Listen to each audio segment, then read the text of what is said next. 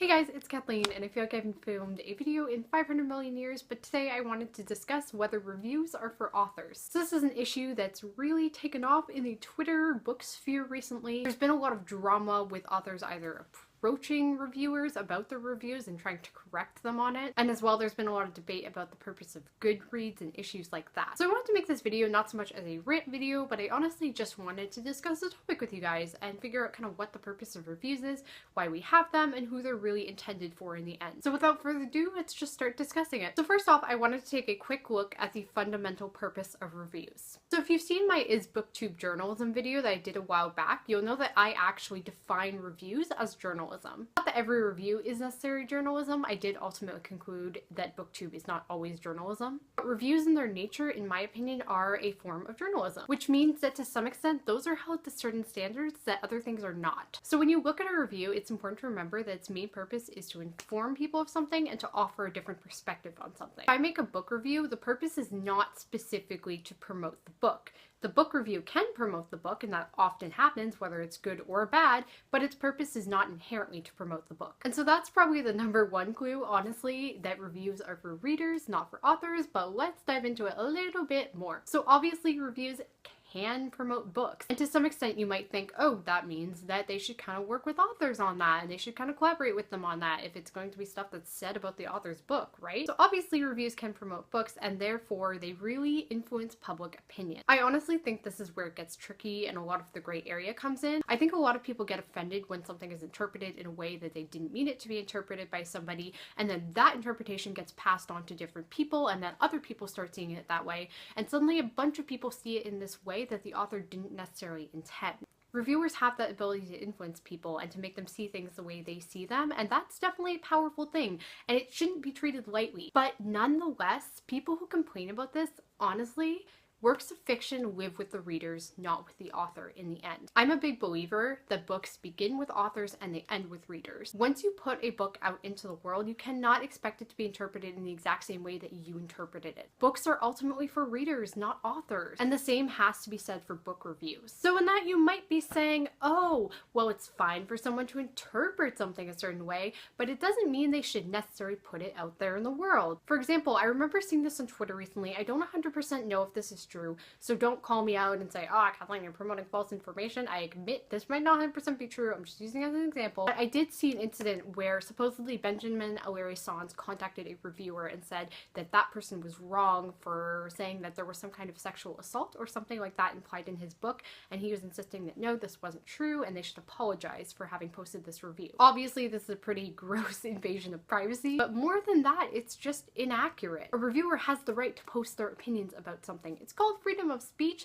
I know that may be shocking, but even if you think somebody is wrong, they still have the right to share their opinion on that issue. And ultimately, you can't control how somebody interprets something. You can't say that somebody can post something when you agree with what they're posting, but then when you don't agree, suddenly no, it's forbidden and they're not allowed to do it. That's not fair. You see, reviews can go both ways. They can be positive for the author and they can be negative for the author. But if you want them to be positive for the author, you also have to make allowances that they're probably going to be negative for the author at some point. Now, this doesn't say that problematic content in reviews can exist and really hurtful content can exist and that should never be called out. It's just that oftentimes that's not the case, and it's not necessarily the author's job to always call it out. There's also a big difference between having an opinion and bashing something. It's one thing to say, I hated this freaking book, and it's another thing to say, kill this author because they wrote such a bad book, hunt them down, blah blah blah. The other thing I really want to emphasize is the fact that places like Goodreads and just posting book reviews in general is meant to be a safe space. Yes, you can make mistakes, yes, you can say offensive things, and yes, those should be called out by people, but they're not a spot for the author to come in and tell the reviewer that they're doing things wrong or that they don't understand or they should apologize. In the end, no matter how hurt you may be by a negative review, that review was not written for you. It was written for other readers. Personally, I actually find it uncomfortable when authors even engage with positive reviews. I find it weird for the most part. Like, if you really love a review, that's great, but ultimately it gives that person permission to go into that space and comment, and that might give them permission to comment on negative reviews in the future, which should make things really uncomfortable. Even when people are saying, oh, thank you for your feedback, it's still kind of this aura of this person's watching what I'm saying about them, and that makes me kind of uncomfortable, honestly. I don't know if everybody feels that way, but I definitely do. I get that Goodreads tries to wear a couple hats sometimes, and it does want to be a space for authors as well as readers, but honestly, I don't think it can be both. Sites like that don't exist for both readers and authors. They exist primarily for readers to use and to make sense of and to post their reviews. Finally, I wanted to make a quick point about power imbalance in these situations. So you have to acknowledge that if you are an author, you have a lot of fans. You have people who are going to care and who care about your work, and they are going to defend you no matter what.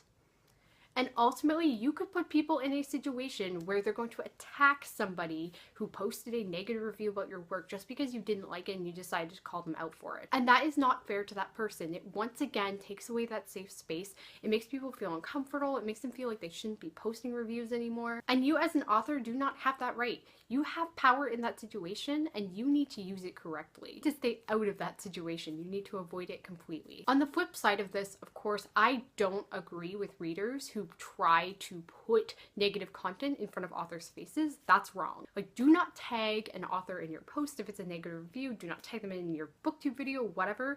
If you're not going to say nice things about them, don't make it super blatant in front of their face. But at the same time, authors, if you stumble across such a thing, like, don't attack the person who made it. It's their right. It's honestly what reviews are for. So this is kind of a foregone conclusion. I'm sure most of you saw it coming, but in my personal opinion, reviews are not for authors at all. Recently, there was a Twitter page going around that talked about trying to get people to stop saying negative things on Goodreads and to stop bullies. And that is so wrong. It is completely trampling over all that safe space that readers have so desperately built over the years. We have those spaces for a reason. They exist for a certain purpose. And ultimately, authors don't have to engage in those spaces. Guys, I think that's honestly all I have to say. I don't think this is going to be a really long discussion video, but it's just a very popular topic recently, so I wanted to do a little video on it and discussing it and sharing your thoughts. I would love to know what you guys think about this issue. If you want, post it in the comments below. I love having chats with you guys about these subjects. Thank you guys so much for watching this video. If you did enjoy it, give it a thumbs up and subscribe on your way out if you're new here. I generally upload videos Tuesdays and Fridays. School schedules make things a bit wonky sometimes lately. If you want to follow me on any of my social medias, links will all be in the description, but in the meantime, I will see you guys next time.